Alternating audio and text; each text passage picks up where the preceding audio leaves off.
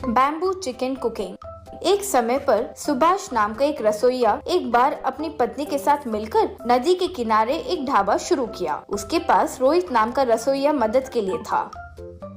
वहाँ आए लोगों को सुभाष का बनाया बैम्बू मशीन का ग्रिल चिकन बहुत पसंद था।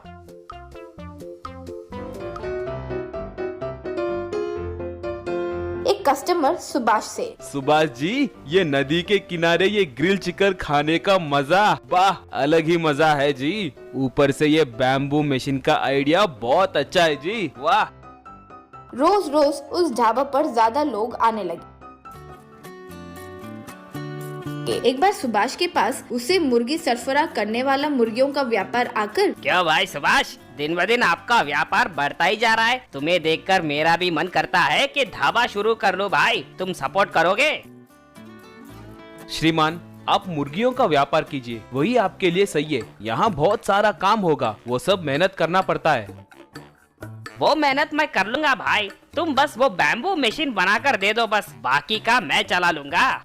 माफ कीजिए भाई, बस वो एक चीज मत मांगिए, ये बैम्बू मशीन ही मेरा निवेश है। ठीक है, तो तुम मेरी मदद नहीं करोगे ये कह रहे हो? मैं देख लूंगा। अगले दिन वो एक ढाबा को सुभाष के ढाबे के सामने शुरू किया। वो देखकर सुभाष की पत्नी, ओ जी, अचानक ये मुर्गियों का व्यापारी ऐसे ढाबा को कैसे शुरू कर लिया? वैसे वो रसोइया है कौन? ये उन दोनों देख रहे थे कि इतने में अंदर से रोहित आते ही सुभाष और उसकी पत्नी देखकर दंग रह गए।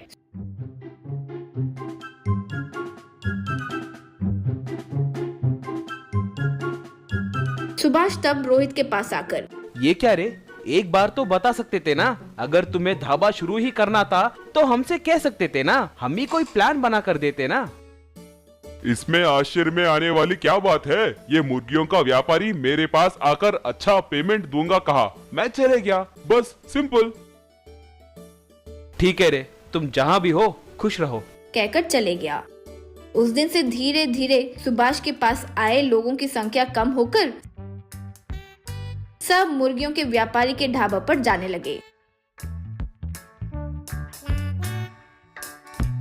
एक दिन रोहित मुर्गियों के व्यापारी के पास जाकर, श्रीमान, मेरी सैलरी बढ़ाइए, मेरे वजह से आपका व्यापार अच्छा चल रहा है ना।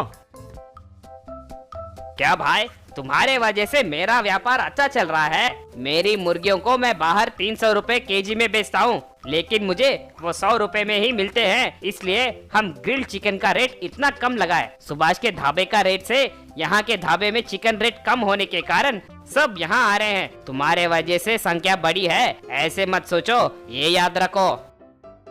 रोहित को बहुत अपमानित महसूस हुआ, लेकिन क्या करे, वो समझ नहीं पाया तो वहाँ से चले गया। एक बार सुभाष परेशान बैठा था तो बेटी लक्ष्मी आकर, क्या हो पिताजी, क्यों इतने डल हो? सुभाष तब जो हुआ वो बताया।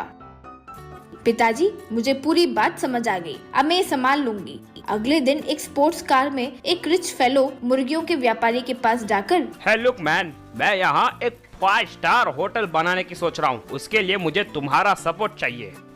5 स्टार होटल? यहाँ वो सब बेकार हो जाएगा जी, यहाँ कोई नहीं आता।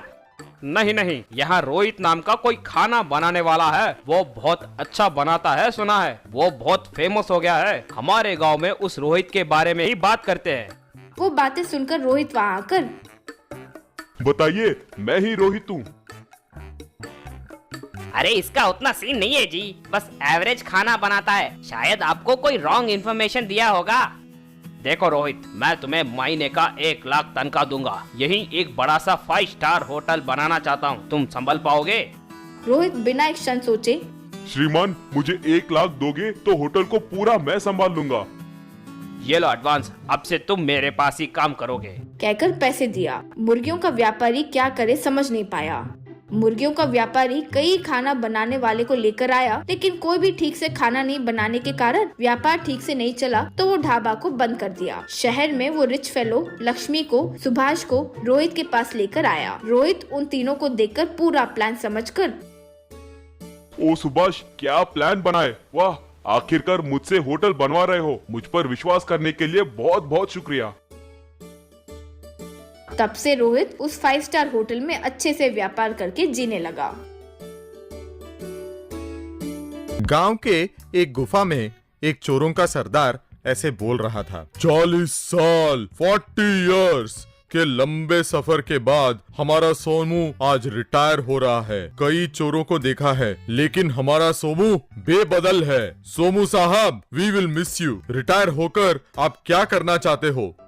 चोरी के अलावा मैंने ना कुछ किया है ना मुझे कुछ पता है। रिटायर होने के बाद मैं क्या करूँगा मुझे पता नहीं। सरदार तब सोचकर, सोमू साहब आप क्यों ना एक रेस्टोरेंट खोल दें? रेस्टोरेंट? मैं कहाँ बनाऊँ रेस्टोरेंट? मेरे पास जगह कहाँ है रेस्टोरेंट बनाने के लिए? जमीन के ऊपर जगह की जरूरत पड़ेगी लेकिन जमीन के नीचे थोड़ी ना पड़ेगी। भूगर्भ में रेस्टोरेंट?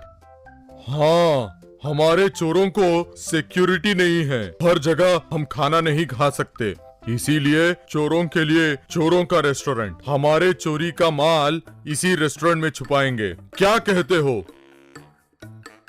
मुझे कोई दिक्कत नहीं है। जब तक आप जैसे चोरू चक्के इस दुनिया में हैं, मुझे कोई कमी नहीं होगी। रिटायरमेंट में भी मुझे इतनी बड़ी जिम्मेदारी देने के लिए धन्यवाद। वैसे सोमू सरदार के कहने पर भूगर्भ में एक रेस्टोरेंट खोलता है। सभी चोर रात को चोरी करके उस जगह पर पहुंचकर भूगर्भ में उस रेस्टोरेंट के अंदर पहुंचते हैं। रात को दारू पीकर खाना खाकर उस रेस्टोरेंट में सो जाते हैं। अगले दिन सुबह एक चोर, भाई आपका आइडिया बढ़िया है भाई। हम चोरों को सिक्योरिटी दिया है भाई तुमने। ऐसे आराम से सोकर कितने दिन हो गए भाई? ये सिर्फ मेरा किया धरा नहीं है। हमारे सोमू नहीं होते तो हम इतने आराम से नहीं सो पाते। इतने में जमीन के ऊपर पुलिस सायरन सुनाई देती है।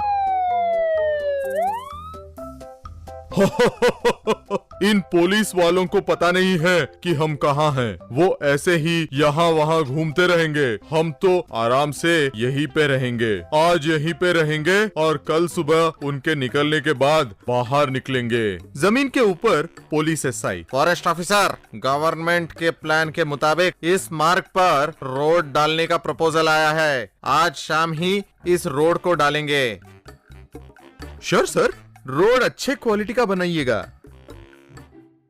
बिल्कुल बिल्कुल, इसीलिए मुझे विशेष रूप से जांच करने के लिए बोला गया है। उस शाम को रोड रोलर के सहारे वहाँ रोड बनना शुरू होता है। थोड़ी देर बाद एसआई रोड रोलर के ड्राइवर के पास आकर, रोड रोलर को रोक दो। किसी एनजीओ ने कोर्ट से स्टे हासिल किया है ये कहकर कि हमने इस प्रोजेक्ट के लिए बहुत सारे पेड़ों को तोड़ा है। तब तक इस रोड रोलर को कहीं आसपास पार्क कर दो। रोड रोलर का ड्राइवर उस गुफा के द्वार के पास पार्क कर देता है। शहर में चोरियां ज्यादा हो रही हैं और जितनी भी कोशिश करूं उन चोरों को पकड़ना मुश्किल हो रहा है। अब तक वही परेशानी है सोचा था, अब ये एनजीओ ग्रुप भी आ पड़ा। ठीक है चलो कहकर वहाँ से निकल जाता है। अगले दिन सुबह चोरों का सरदार, ओए चलो चलो, पुलिस वाले निकल गए कहकर दरवाजे को खोलने की कोशिश करता है लेकिन वो दरवाजा नहीं खुलता।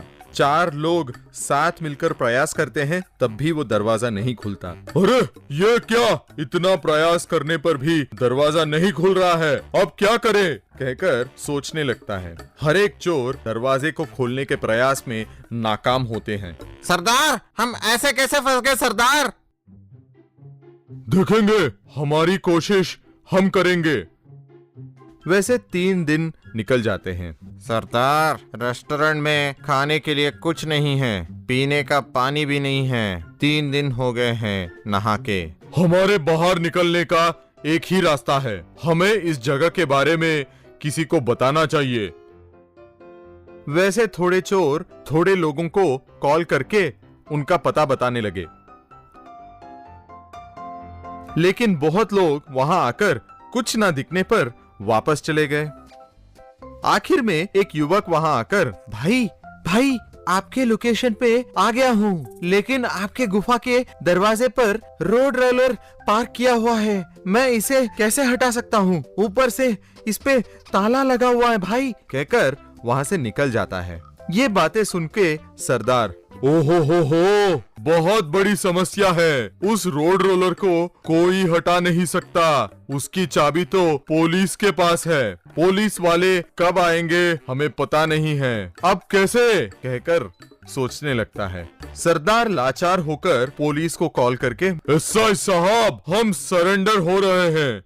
बहुत अच्छे, बहुत अच्छे। तुम लोग कहाँ हो, बताओ। आपने रोड डालते वक्त अपने रोड रोलर को जहां पार्क किया उसके बिल्कुल नीचे हैं।